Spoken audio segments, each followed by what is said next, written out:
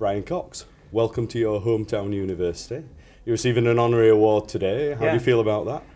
Yeah, it's genuinely an honour. I mean, I should say, I mean, I've been offered them before, but I've always turned them down because I thought that you need a real connection with the university, and then to see a university, a world-class university, build a campus here of this quality. I mean, I'm just looking at these buildings and I've seen them because I go up and down, the bypass there, but I've never been in one, and to see that happen for me is quite wonderful. I mean, when I was at school here in the 80s, there was the technical college, and that was it. But it was quite a small building, Now to have I think really genuinely to have a world-class university here is superb. So that's why it's an honour to accept it.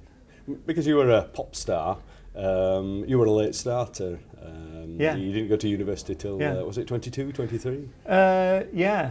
23, I think it was. So what advice would you give to people in, let's say, Oldham or any of the other towns over in the northwest who are thinking of, they've toyed with this idea of going to university? What would you say to them? It's genuinely life-changing, without a doubt. I mean, I cannot think of a better way to give yourself the best possible chance. And I really, I mean that. It's not just because I'm still in the university sector. It gives you possibilities. I mean, for me, so I'm from Oldham. I went to school initially at St Matthew's School and Chadderton Hall Junior School in Chadderton, and then went through to Hume, actually, just over the top of the hill there. But then now, I've been able to work at CERN in Geneva. I've been able to work in Chicago at an accelerator called the Tevatron, in Hamburg at an accelerator called Daisy. So all through, I've had a more and more interesting time of it. But the foundation of that was doing a degree, and so whilst it's not. There are other ways of being successful, but I think it's one of the most fulfilling and interesting, and I suppose one of the most likely ways to have an absolutely wonderful, interesting life is to go and get a degree. The pin-up professor, I believe they all call you. I don't know who calls me that. Depends where they pin you up, doesn't it? As well. Are you doing any more television? Have you got any plans? Just finished one, actually, called Wonders of Life, which is a physicist's view of biology in some sense, but it's about the origin of life. Questions like how, we're obviously very complex things. Human beings are the most complex things we know of in the universe. So how did that happen?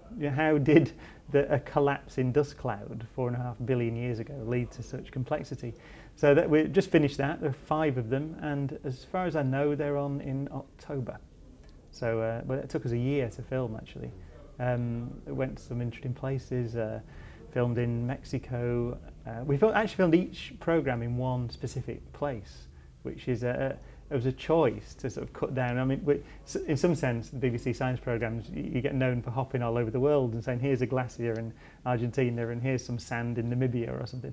And so we thought, that what can we do to move that on? So we focused them down. So we filmed a whole programme in the Philippines, a whole programme in Madagascar, and a bit in South Africa, which is a fascinating place. So I'm excited about that. Now there's a rumour that your pop career might start again, because you D-Ream, have you reunited? Are you going to do something else? Have I heard D-Ream made a new album about 2 years ago now, and I played a little bit on that album.